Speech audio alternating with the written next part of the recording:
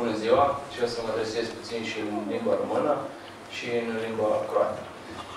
În numele Uniunii Croaților din România și în numele domnului deputat Mihai Arnam, care momentan nu a putut fi prezent, din păcate, vă urez bun venit tuturor concurenților la prima ediție a șahului, la noi aici în zona Carașă.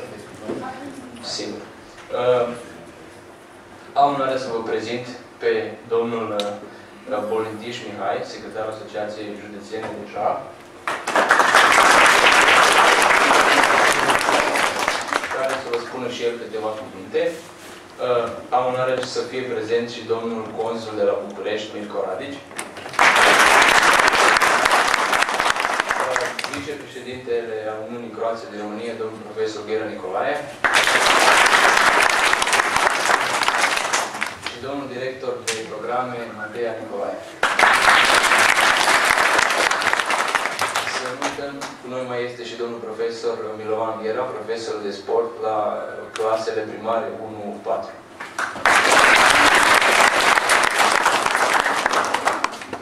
Aș dori ca să să dau cuvântul domnului Bolintiș, dacă dorește să ne spună câteva cuvinte despre șah, despre sportul minții. El știe mai bine. Păi, ascultăm pe domnul Bolintiș. În primul rând, dați-mi voie să vă salut, să vă mulțumesc pentru invitația pe care mi-ați făcut-o, să vă ajut la organizarea acestei competiții, care cred eu că are un viitor frumos. Mă surprinde numărul mare de participanți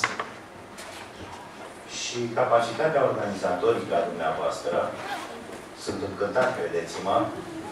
În puține locuri am văzut atâta pasiune și atâta dăruire din partea gazdelor, ceea ce mă face să sper că, prin strădania dumneavoastră, Carașova va deveni un centru al șahului în județul nostru.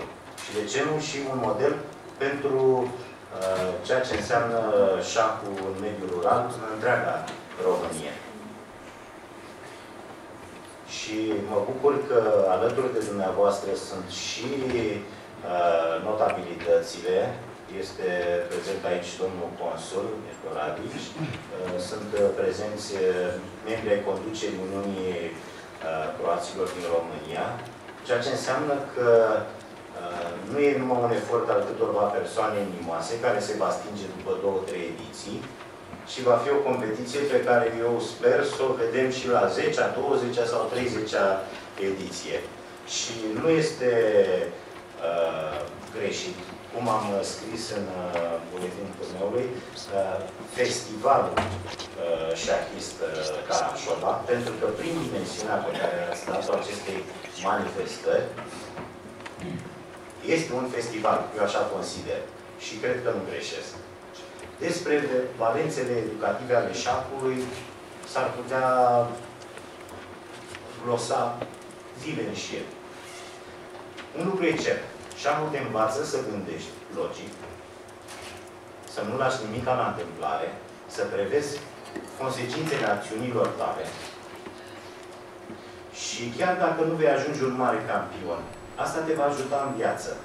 Te va ajuta pentru că vei fi o fire ordonată, organizată și îți vei prevedea pași în viață cu gândirea specifică șahistului.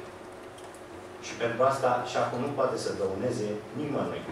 Și n-am auzit ca cineva să fi regretat că a învățat să joace șah. Și sper că și dumneavoastră veți crește mari, pentru că mă refer în primul rând că mă adresez în primul rând copiilor și mă bucur că sunt atât de mulți copii aici. Veți crește mari și veți ajunge oameni de nădejde. Această țară nu este formată numai din români, ci și din croați, din sârbi, ucraineni, cehi. Avem aici în județ, avem maghiari, germani. Carașul este un exemplu de conviețuire etnică. Și cred că domnul consul poate să confirme că suntem, zic eu, un model și pentru alte zone geografice și pentru alte țări. Avem 10 naționalități în acest colț de țară și, slavă Domnului, nu s-au auzit pe la noi probleme de să se certe unul cu altul, pentru că el își spune crașovean sau își spune Moram prije svega u svoje osobno ime i ime Veleposlanstva Republike Hrvatske u Bukureštu želim vam uspješne igre, festival, tako je napomenuo gospodin sekretar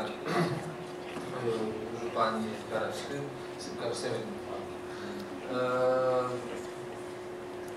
Vidim da je ovdje puno mladih ljudi, neću reći djece, mladih ljudi, i to je prilika zapravo da se družite, da produbite svoja prijateljstva, a i u šah koja je jedna sportska igra gdje se razvijaju svi mentalne sposobnosti, da dalje unapređujete sami sebe. Ja neću dužiti dalje, pretpostavljam da gospodin ima i tehničke detalje, a i djeca su i mladi ljudi nestrpljivi da počnu sa igranjem šaha, pa želim još dalje uspjeh u igri, da dalje sudjelujete, da nadam se da ovaj prvi festival neće ostati posljednji, da će se to produbiti uz godine i godine i da će postati jedna tradicija ovdje u Karašu. Zahvaljujem.